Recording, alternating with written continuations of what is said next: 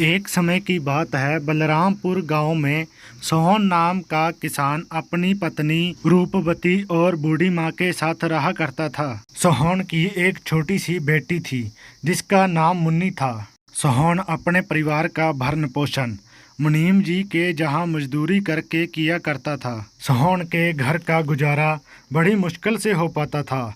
सोहन के पास थोड़ी सी जमीन थी जिस पर रूपवती दिन रात मेहनत करके तरह तरह की फसल उगाती और गांव के बाजार के दिन सब्जियां और फल बेचा करती थी। सभी बलरामपुर वासी रूपवती से ही सब्जियां और फल खरीदते थे। सब्जी ले लो, फल और सब्जी ले लो, ताज़ा ताज़ा सब्जी ले लो, फल और सब्जी ले लो, हरी भरी फल और सब्जियां ले लो, हरी भरी सब्जियां 20 रुपए किलो, सिर्फ 20 रुपए किलो, फल और सब्जियां ले लो। अरे रूपवती कैसी हो? घर में सब ठीक तो है ना? और मुन्नी कैसी है? मदन काका मैं ठीक हूँ और घर में भी सब ठीक ही है और मुन्नी भी बिल्कुल ठीक है। काका और बताओ आज बाजार कैसे आना हुआ और काकी कहाँ है? क्या बताओ रूपवती, तुम्हारी काकी किसी काम से दूसरे गांव गई है। इस कारण रसोई का सारा काम मुझे ही करना पड़ रहा है, तो सोचा क्यों ना आज बाजार से सारा सामान लेते चलूं। अच्छा तो ये बात है मदन काका। अच्छा रूपवती, तुम ये बताओ टमाटर कैसे किलो बेच रही हो? रोज की तरह 20 रुपए किलो ही बेच रही हूँ काका। अच्छा ऐसा करो रूपवती, मुझे 1 किलो टमाटर दे दो। क्यों नहीं काका, देती हूँ। इतना कहकर रूपवती मदन काका को 1 किलो टमाटर दे देती है और बदले में मदन काका से पैसे ले लेती है। रूपवती के खेत में एक पुराना कुआं भी था जो सालों भर सूखा रहता था, जिसमें एक बूंद भी पानी नहीं था। रूपवती दूसरी गांव के कुएं का पानी लाकर अपने खेतों की सिंचाई के लिए इस्तेमाल किया करती थी। अपने कुएं से पानी लेता देखकर हरिदास को रूपवती से बहुत जलन होती थी।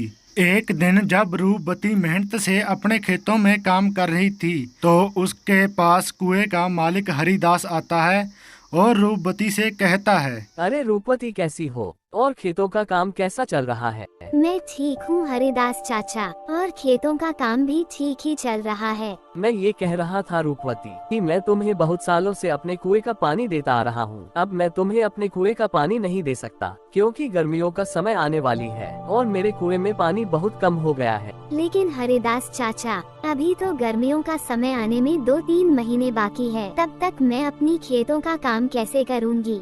आप ही बताइए चाचा। मैं कुछ नहीं जानता रूपवती, ये तुम्हारी दिक्कत, तुम अपना समझो। मैं तुम्हें अपने कुएं का पानी नहीं दे सकता। यह सुनकर रूपवती मन ही मन बहुत दुखी हो जाती है और घर जाकर अपने पति सोहन को सारी बातें बताती है। यह क्या हो गया भाग्यवान, यह क्या परेशानी आ पड़ी? अब हमारा घर का गुजारा कैसे होगा? आप चिंता ना करो भाग्यवान, ऊपर वाला सब देख रहा है, प्रभु हमारी मदद जरूर करेंगे। अच्छा ठीक है रूपवती, तुम जाकर आराम करो, मैं हरिदास काका से मिलकर आता हूँ। यह कहकर सोहन काका हरिदास से मिलने उनके घर की ओर निकल पड़ता है। हरिदास काका, अरे ओ हरिदास काका, घर में हो कि नहीं? अरे कौन है भाई, रुको आता हूँ। अरे सोहन तुम हो, मेरे घर कैसे आना हुआ? हरिदास काका, मुझे रूपवती ने बताया कि आपने हमें कुएं का पानी देने से मना कर दिया। हाँ सोहन, ये बात सच है, मैंने रूपवती को अपने कुएं का पानी लेने के लिए मना कर दिया। ऐसा क्या हो गया हरिदास काका? देखो सोहन, मैं तुम्हें कई सालों से अपने कुएं का पानी देता आ रहा हूँ और इस बार गर्मियों का समय आने वाली है, इस कारण मेरे कुएं का पानी बिल्कुल सूखकर कम हो गया है। अगर मैं तुम्हें अपने कुएं का पानी देता हूँ तो मुझे गर्मियों में बहुत परेशानी होगी। लेकिन हरिदास काका, अभी तो गर्मियाँ आने में 2-3 महीने का समय है, तब तक मेरे खेतों का क्या होगा? मैं कुछ नहीं जानता, मैंने रूपवती को भी कहा था कि यह तुम्हारी समस्या है, मैं तुम लोगों को अपने कुएं का पानी नहीं दे सकता। सोहन हरिदास काका को कुएं का पानी देने के लिए मनाने की बहुत कोशिश करता है, लेकिन हरिदास नहीं मानता है। फिर सोहन थक हार के अपने घर की ओर निकल पड़ता है। क्या हुआ हरिदास काका ने क्या कहा? ना रूपवती, हरिदास काका ने पानी देने से मना कर दिया। कह रहे थे अगर मैं तुम्हें पानी देता हूँ तो मुझे गर्मियों में बहुत परेशानी होगी। पानी के बिना क्या होगा भाग्यवान, हमारे सारे खेत तो सूख जाएंगे। और हमारा गुजारा कैसे होगा? अच्छा, वह जो हमारा पुराना कुआं है उसको खुदवाने में कितना खर्च लगेगा? भाग्यवान 5,000 रुपये तो लग ही जाएंगे। और हमारे पास इतने पैसे तो नहीं है। अच्छा, अगर मैं खुद से ही कुएं को खोद दूं तो? क्या आप कर लेंगे?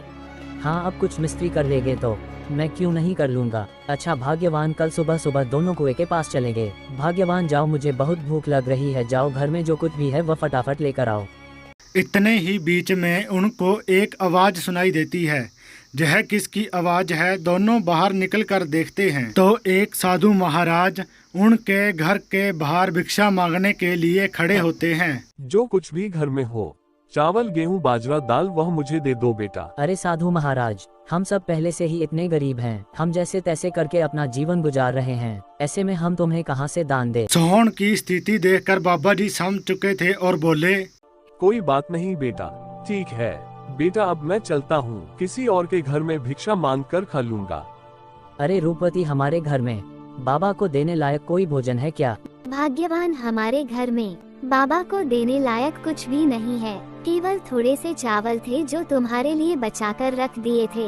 अगर वह बाबा को दे देंगे तो तुम्हें भूखा रहना पड़ेगा। तुम उसकी चिंता मत करो रूपवती, अगर वैसे भी मैं बाबा को भूखा जाने दूंगा तो मेरे गले से भोजन नहीं उतरेगा। जाओ वह भोजन लेकर आओ।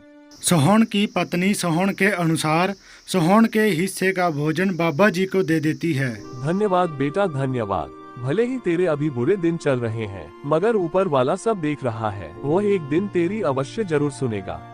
फिर अगले दिन सुबह सुबह दोनों सोहन और उसकी पत्नी रूपवती कुएं की खुदाई के लिए खेत की ओर चल देते हैं।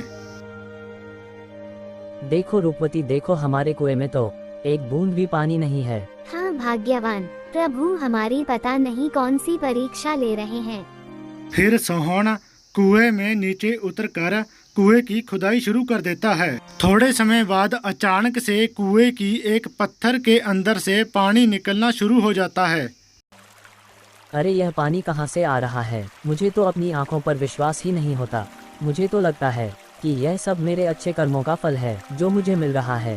भाग्यवान सही कह रही थी और बाबा जी भी सही कह रहे थे कि तुम्हारे कर्मों का फल तुम्हें अवश्य मिलेगा। ऊपर वाले ने मेरी सुन ली, अब मैं इस पानी से अपने खेत की सिंचाई अच्छी तरह से कर सकूंगा। सोहन बहुत खुश हो जाता है और ऊपर जाकर अपनी पत्नी रूपवती से कहता है, रूपवती, प्रभु ने हमारी सुन ली, नीचे पत्थर से पानी निकल रहा है। क्या आप सच कह रहे हो भाग्यवान? हाँ रूपवती, प्रभु ने हमारी सुन ली, अब हमें खेती करने में कोई भी परेशानी नहीं होगी। तो दोस्तों, आपने देखा जो अच्छा कर्म करता है उसके साथ हमेशा अच्छा ही होता है।